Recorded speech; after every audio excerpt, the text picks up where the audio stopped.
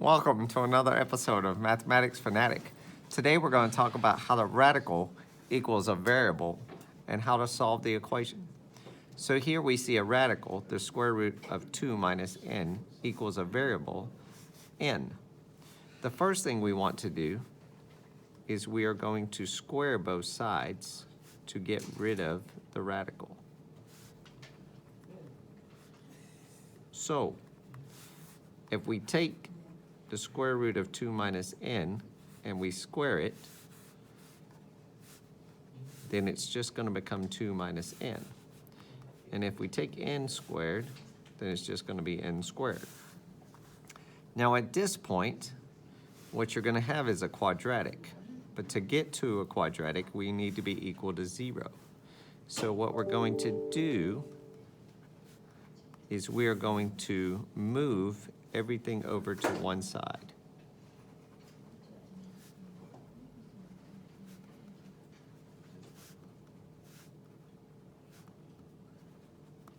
And we need to keep n squared positive. So we take this 2 minus n equals n squared.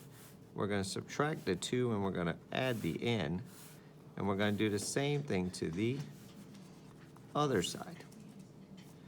Now, this side is 0. And here we got n squared should show up first, then the n, and then the minus 2. So we have a quadratic.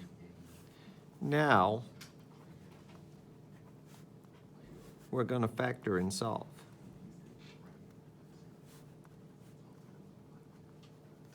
So if we have n squared plus n minus 2, well, to factor we use a times c, and a is 1, b is 1, and c is negative 2. So a times c is negative 2, and b is 1. Well, what multiplies to become negative 2? That's only 1 and 2. But to add to become positive 1, that means your bigger number has to be positive and your smaller number will be negative. So we can write this as n minus 1 and n plus 2. But these are not solutions. So to solve, we have to set equal to 0. Now, if we add 1 to both sides, n equals 1. If we subtract 2 from both sides, n equals negative 2.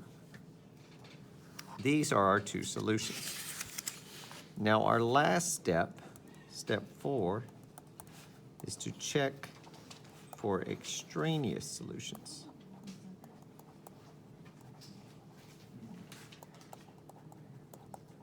And the thing we need to remember is that a radical cannot equal a negative number. So we can have 1 across from a radical, but we cannot have negative 2 across from a radical, which means that this answer, negative 2, is extraneous. And that's how you solve radical equations where a radical is across from a variable.